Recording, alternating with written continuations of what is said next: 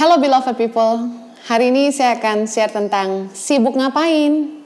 Dalam Mazmur 127 ayat yang pertama dikatakan, jikalau bukan Tuhan yang membangun rumah, sia-sialah usaha orang yang membangunnya.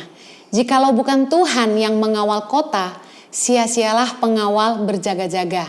Ayat yang kedua, sia-sialah kamu bangun pagi-pagi dan duduk sampai jauh malam dan makan roti yang diperoleh dengan susah payah, sebab ia memberikan kepada yang dicintainya pada waktu tidur. Ayat ini bukannya mengajarkan kepada kita supaya kita tidur aja, tidak usah bekerja. Tapi ayat ini mengajarkan kepada kita bahwa banyak orang yang kelihatannya sibuk, kerja keras, bangun pagi, tidur begadang. Padahal sebenarnya dia tidak membangun apa-apa.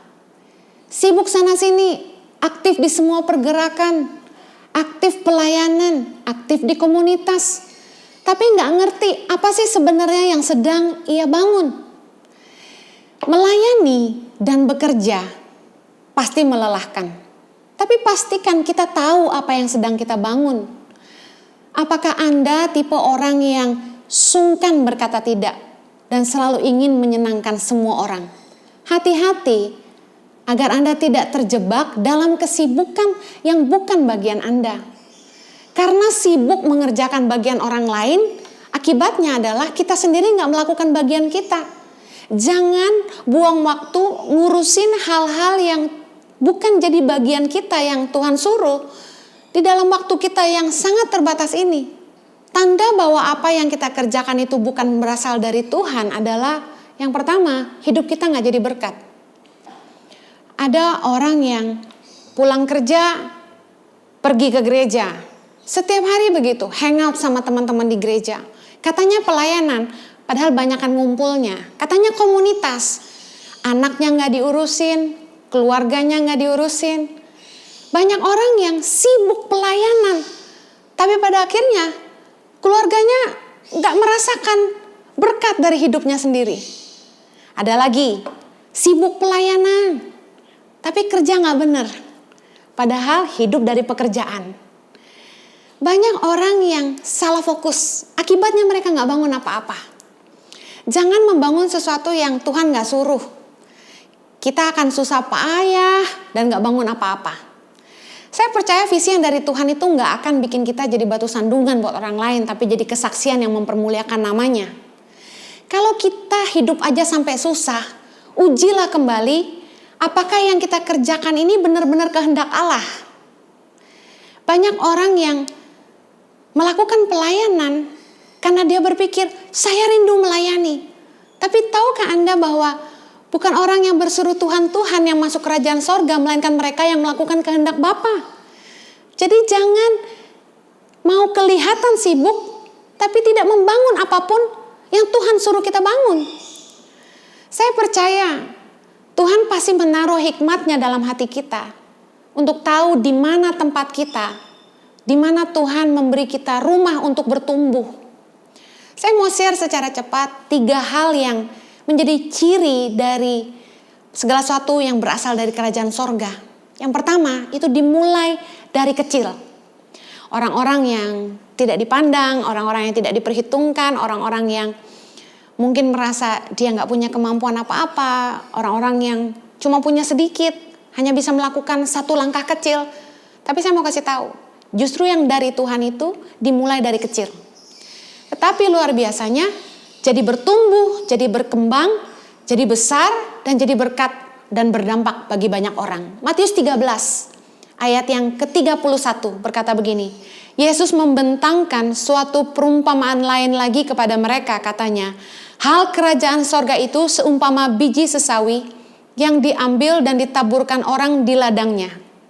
Memang biji itu yang paling kecil dari segala jenis benih, tetapi apabila sudah tumbuh, sesawi itu lebih besar daripada sayuran yang lain, bahkan menjadi pohon sehingga burung-burung di udara datang bersarang pada cabang-cabangnya.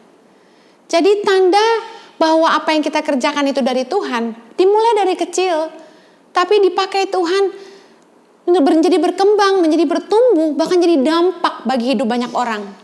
Yang kedua, visi yang dari Tuhan itu nggak berubah-berubah, tapi berkembang. Yakobus 1 ayat 17 berkata begini, setiap pemberian yang baik dan setiap anugerah yang sempurna datangnya dari atas, diturunkan dari Bapa segala terang, padanya tidak ada perubahan atau bayangan karena pertukaran. Visi dari Tuhan itu nggak berubah-berubah, nggak sebentar ini, nggak sebentar itu. Waktu saya dapat visi dari Tuhan untuk mengeluarkan orang dari kemiskinan, saya mulai membangun yayasan dari nol, ngajarin 5 anak, baca tulis, bahasa Inggris. Dan hari ini kami tetap konsisten. Sekarang ada 5.000 anak di 70 titik di seluruh Indonesia, mengentaskan buta huruf, melakukan pemberdayaan masyarakat, memberikan modal usaha tanpa bunga dan lain sebagainya untuk mengentaskan kemiskinan. Dan setiap tahun Tuhan memimpin saya dengan visi-visi yang terus berkembang, dan sehingga yayasan ini terus melebar mengerjakan perkara-perkara yang lebih banyak untuk mengentaskan kemiskinan di bangsa Indonesia.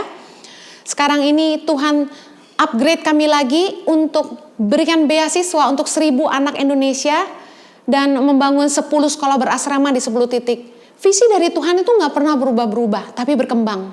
Yang terakhir, yang dari kerajaan sorga itu murni, tidak punya kepentingan, buahnya baik dan membawa damai. Yakobus 3, tetapi hikmat yang dari atas adalah pertama-tama murni, selanjutnya pendamai, peramah, penurut, penuh belas kasihan, dan buah-buah yang baik, tidak memihak dan tidak munafik. Dan buah yang terdiri dari kebenaran ditaburkan dalam damai untuk mereka yang mengadakan damai. Pelayanan yang lahir dari hati nurani yang murni, tanpa motivasi di balik semua yang dikerjakan, itu berasal dari Tuhan. Kalau kita bikin-bikin sendiri, saya pengen bikin yayasan, saya pengen ngerjain ini, padahal tidak disuruh sama Tuhan, yang terjadi adalah saya lihat beberapa orang malah jadi susah hidupnya. Pusing dia yayasannya mau dibawa kemana, karena untuk penghidupannya sendiri dia masih kurang.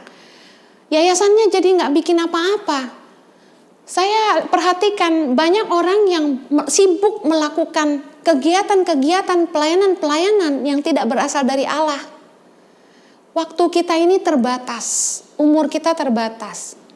Jangan sibuk ngerjain hal-hal yang bukan dari Tuhan, yang Tuhan gak suruh kita kerjakan, sehingga kita malah meninggalkan apa yang harusnya kita lakukan. Apa yang jadi paling penting dalam hidup kita. Saya berdoa agar Anda terus peka dengan pimpinan Tuhan dan menghidupi kehendaknya. Live a better life. Tuhan memberkati.